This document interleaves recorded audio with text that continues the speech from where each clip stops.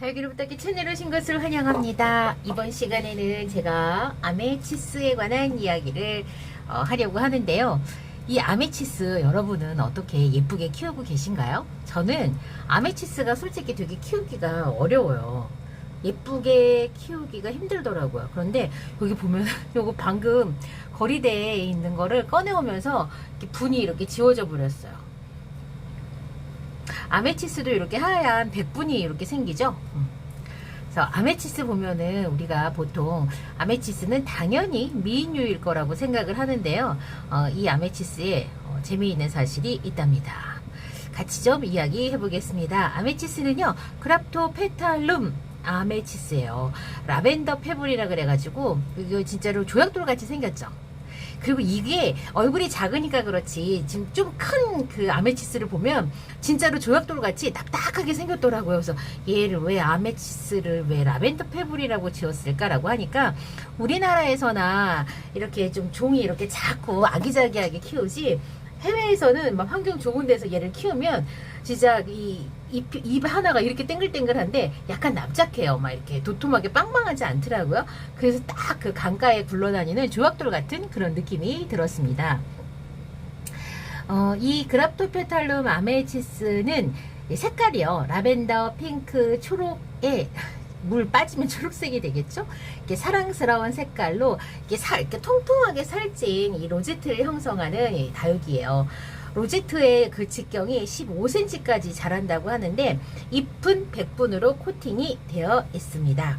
꽃은요, 별 모양의 꽃이 핀다라고 하는데 상상하기 어렵죠.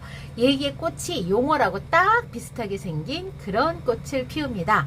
자, 그랍토페탈룸 속에는 대표적으로 용월이 들어가 있어요, 여러분. 자, 용월 어떻게 자라나요? 목대가 있이 자라죠. 이 아메치스도 목대가 있게 자랍니다. 우리가 보통 알고 있는 미인류들은 다 목대가 있이 자라요. 그런데 그 미인류들은 대부분 다 파키피듐 속에 들어가 있습니다. 유일하게 이거 미인 같은데 얘는 왜 그랍토페탈룸이지? 라고 의심이 되는 게 바로 요 아메치스예요. 그래서 저는 되게 이 미인류가 혹시 생긴 걸 가지고 미인류로 분류를 하나? 아니면은 파키피듐 속에 있는 다육들을 미인류라고 하나? 그런데 얘는 그랍토페탈룸 속에 속하는데 생긴 건 미인처럼 생긴 다육이. 아주 재미있는 다육이랍니다. 빛을 많이 보여줘야 예쁘게 자랍니다. 보통 그랍토페탈룸 속의 다육이들은 옷자라기를 좋아합니다. 옷자라기 좋아한다는 건 그만큼 생장 속도가 조금 빠르다는 거고요. 생장 속도가 빠른 거에 비해서 영양이 좋거나 물이 너무 많거나 이런 환경에서 햇볕이 부족하면 금방 옷자라게 됩니다. 목대를 잘 형성하는 특징 때문에 그렇다고 볼 수 있습니다. 그래서 보통 그랍토페탈룸과 셋업류 다육들은 정말로 햇볕을 많이 보여줘야지만 예쁘고 옷자라지 않게 키울 수 있는 다육의 속중에 해당을 합니다. 분갈이 흙은 배수가 아주 잘 되도록 분갈이 그 흙을 해줘서 하셔가지고 마사를 70% 이상으로 넣어야지만 얘 예쁘게 키울 수 있다고 그렇게 얘기해요. 왜요? 옷자라기 좋아하기 때문에 그래요. 아메치스를 어떻게 하면 땡글땡글하게 예쁘게 키울 수 있을까라는 고민을 되게 많이 하는데요. 그거는 정말 마사의 비율을 높이고 물을 쬐끔 주고 햇빛에 달달 굽고 화분을 작게 써서 그 화분 안에 뿌리가 조금 꽉 차도록 해야지만 얘가 웃자라지 않고 예쁘게 키울 수 있다는 게 미인 통통하게 키우는 어떤 팁 중에 하나예요. 화분을 작게 쓰는 거. 그리고 물주기는 보통 봄, 가을엔 2주에 한 번씩 주면 되고요. 화분에 흙이 바짝 마른 것을 확인한 다음에 다음 관수를 해주셔야 합니다. 정기적인 관수 방법으로 키우시는 분들이라 하더라도요. 관수를 하려고 했는데 화분이 젖어 있다면 뿌리 컨디션이 나쁜 거니까 화분이 반드시 바짝 마른 걸 확인하셔야 합니다. 관수와 관수 텀 사이에서는 반드시 화분 마른 거를 확인을 해야지만 그러니까 무름병과 뿌리 썩은 병을 예방할 수가 있겠죠. 대신에 여름과 겨울에는 절수하셔야 하고 여름에 매우 건조하게 키우는 것이 좋다고 합니다. 과습은 뿌리 썩은 병과 기타 해충 감염의 원인이 될 수도 있다고 하네요. 우리가 일반적으로 잘 아는 내용입니다. 이제 우리는 비료 사용에 대해서 이렇게 되게 소극적이지만 해외 채널에서는 비료를 당연히 주는 걸로 그렇게 하더라고요. 성장기인 봄과 가을에 희석 비율을 4배 더 희석을 시키라는 거예요. 더 희석을 해갖고 얘한테 시비를 해줘라 라고 하고요. 번식은 씨앗으로도 하고 잎꽂이와 적심으로 번식할 수 있습니다. 잎꽂이가 이렇게 뿌리를 내리고 그 다음에 자구를 키울 때요. 모주 잎이 완전히 마를 때까지 기다리지 그 전에 성급하게 떼어내지 말라는 그런 이야기들이 있더라고요. 아메치스의 원산지는 멕시코입니다. 성장은 봄, 여름, 가을에 성장하는 하형 다육이고요. 겨울에는 휴면합니다. 뿌리는 가는 뿌리를 가지고 있습니다. 잎이 쉽게 떨어지고 해가 부족하면 쉽게 웃자랍니다. 잎 잘 떨어지죠. 근데 얘가 지금 아마 물을 많이 말려갖고 잎이 예전처럼 잘 떨어지진 않을 거예요. 요 아메치스는 예전에 예푸른 다육에서 묵둥이 다육을 한 포트에 2,000원씩 팔은 적이 있었어요. 그래서 2020년 아마 2월 달인가 그랬을 것 같아요. 2월인가 3월인가 그래서 그때 가갖고 몇 포트를 샀는데 그 중에 한 포트예요. 지금 다른 하나는 다른 화분에 심겨져 가지고 아주 예쁜 수영으로 크고 있고요. 지금 얘는 제가 이렇게 깡통 화분에다 심어서 이렇게 키우고 있는데 여기에 보면 녹용도 있고 펜덴스도 있고 루비도 있고 이렇게 같이 키웁니다. 루비가 목마른 티가 안 나는 걸 보니까 얘는 내리는 비를 조금 먹었나 봅니다. 요 아메치스가 있는 거리대 자리가 어디냐면은 거리대가 아니라 밑에 아래 선반이에요. 갖고 들이치는 비는 조금 맞을 수는 있어요. 보통 이 정도 물을 오랫동안 제가 일부러 챙겨주지 않았으면 이 루비가 물이 고파갖고 견디지를 못하거든요. 근데 루비가 그 정도까지는 아니네요. 들이 저에게 이렇게 합식하는 거 별로 안 예쁜데 왜 자꾸 합식하세요? 라는 질문이 있었어요. 사실은 제가 이렇게 왜 합식을 했냐면 이렇게 합식을 하면 화분 안에 뿌리가 꽉 차기 때문에 이 다육이에 대한 과습에 대한 걱정이 없어요. 그런데 이렇게 같이 심어주기에 부담이 없는 다육이 중에 제일 만만한 게 이 루비하고 녹용이었어요. 얘네들은 아래로 이렇게 자꾸 자라고 땅바닥에 탁 붙어서 키울 수 있잖아요. 근데 목대가 있는 다육이든 로제트가 있는 다육이든 간에 얘하고 그 원래 다육이하고 간섭 없이 키울 수 있는 게 요런 다육이들이었기 때문에 제가 루비랑 녹용을 많이 같이 심었어요. 그래서 화분 안에 물 마른 관리를 하려고 했던 겁니다. 그런데 지금은 어느 정도 자신이 생겨서 더 이상 제가 이렇게 합식을 해주지는 않아요. 합식을 해주지는 않지만 어쨌건 예전에 그랬어요. 그래갖고 이렇게 같이 심어져 있는 다육이가 많은 거예요. 특징으로는 잘 떨어진다는 거 여러분도 잘 아시겠지만 만지면 이렇게 분 지워집니다. 이렇게 분이 지금 지워졌죠. 방금 꺼내오는 사이에 분이 지워지고 말았습니다. 쉽게 웃자라는 다육이의 특성은요. 다육이의 수형을 멋지게 만들 수 있는 장점이 되기도 한답니다.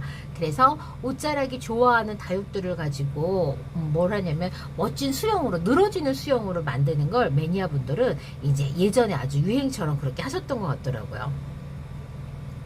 목대가 빨리 자라는 편이라서 롱분에 심어가지고 목대가 늘어지게 키우는 것도 좋다고 하네요.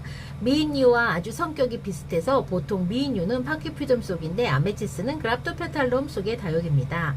통통하게 키우기 위해서는 작은 화분에 마사의 비율을 높이고 물을 아끼고 햇볕을 많이 보여주되 분갈이는 2년 단위로 하는 것이 좋겠다라고 합니다.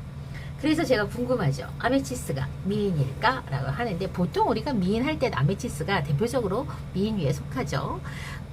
이 아메치스를 가지고 교배한 다육이들이 있는데요. 대표적으로 아메트롬, 홍포도 아메트롬하고 데비하고 오팔리나가 있습니다. 아메트롬 같은 경우에는 대화금과 이 아메치스를 교배해갖고 아메트롬을 만들어냈습니다. 아메트롬이 약간의 홍포도가 목대를 살짝 만들어내잖아요. 바로 이 아메치스의 성격 때문에 그런 것 같습니다. 데비는 이 아메치스와 종을 알 수 없는 에케베리아 종과의 교배종이라고 합니다. 데비 에케베리아 속이래요.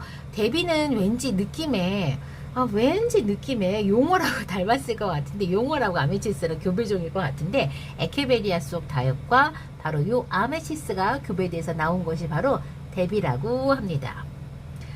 오팔리나 같은 경우에는요, 오팔리나는 바로 요 그 아메치스와 뭐가 교배한 거냐면 콜로라타가 교배가 돼가지고 오팔리나가 만들어졌답니다. 재밌죠? 이렇게 어떤 다육이 갖고 뭘 만들어냈는지 알면 그 다육이 키우기가 조금 더 수월하지 않을까라는 생각에 제가 이렇게 여러분께 알려드립니다. 이렇게 제가 이번 시간에는 아메치스 키우는 법 알려드렸습니다. 예쁘죠? 사실은 제가 예쁘게 키웠다기보다는 원래 왔을 때도 묵둥이로 왔어요. 묵둥이로 왔고, 얘가 밉게 자란다는 걸 제가 경험을 해서 알기 때문에 요 아메치스류들, 이 아메치스는 제가 웬만하면 거리대가 진짜 복잡복잡해도 거리대에 내놓으려고 애를 씁니다. 그래서 거리대로 나가 있는 아메치스랍니다. 아유, 그냥 밤만 되면 이 불빛에 벌레들이 엄청 많이 몰려옵니다. 그리고요, 이 이야기 끝났고요. 칼랑코에 이렇게 시들었어요. 시들었는데 진짜 부지런히 이 칼랑코에들이 잎을,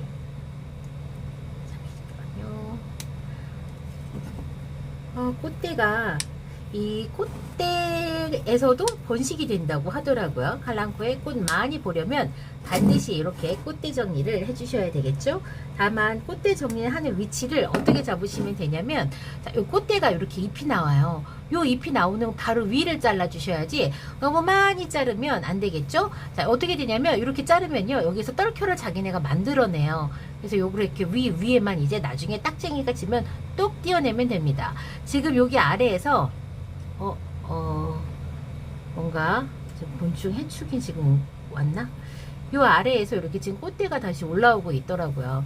저는 이 칼란디바의 꽃을 다시 피우는 게 엄청 어려운 일인 줄 알고 거의 포기하다시피 하고 있었는데, 얘가 꽃이 지금 다시 꽃대를 물고 있답니다.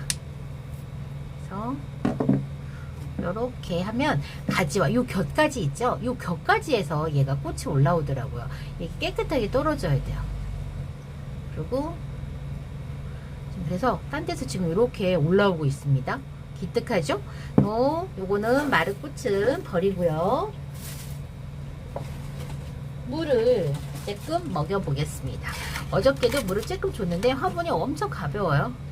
제가 얘네들이 다육과에 속하는 식물들이잖아요. 이 칼란디바도 물을 잘 안 줍니다. 제가 물을 잘 안 줘가지고 애들이 약간 좀 적응을 하면서 크더라고요. 이렇게 하고요. 그리고 얘네들은 물 말리면 바로 빠이 하죠. 지금 컨디션이 안 좋아요. 너무 날씨가 건조해가지고, 건조하다기보다는 너무 뜨거워서 지금 그러게 물 주는 타이밍을 살짝 놓친 것 같아요. 걱정된다. 얘는 사는 족족 100% 실패하는 식물 중에 하나가 바로 요 로즈마리입니다. 대단하죠? 이렇게 맨날 주구장창 실패하기도 힘든데 엄청 잘 실패합니다. 100% 실패입니다. 이 순따기 성공했습니다, 여러분. 6월 10일 날 순따기를 했는데요. 한 달 됐네요. 근데 요 아래로요, 뿌리가 이렇게 하얗게 다 내려갔어요. 여기 보이세요? 이게 뿌리예요. 와, 성공했어요. 로즈마리 번식. 이 방법을 예전에 시청자님이 알려주셨는데 그때는 이해를 못했어요. 어떻게 그렇게 해서 번식을 할 수 있지? 이렇게. 근데 건강하지 않은 개체도 있어요. 하나, 둘, 셋, 한 4개 정도만 건강한 것 같고요. 얘는 실패할 거, 얘는 실패하겠네. 다 떨어지네. 뿌리가 안 났네요. 뿌리가 안 났고, 한 3개, 4개 정도만 정상적으로 이렇게 뿌리가 나왔고요. 모주는 좀 이렇게 예쁜 수영으로 키워보고 싶은데, 얘가 지금 굉장히 잎이 색이 탁해요. 반짝반짝한 색깔이어야 되는데. 그리고 순따기 꽃새끼도 제가 가끔씩 해줍니다. 하나만 남기고. 이렇게 이번 시간에는요, 제가 로즈마리 번식 성공한 거랑 그리고 요 아메치스 이야기 해드렸고요. 제거 칼란디바 꽃대를 정리를 해주었습니다. 그리고 이제 새로운 꽃을 또 봐야 되겠죠? 분이 지워지면 안 되는데 자꾸 만져가지고 분을 지우게 만드네요.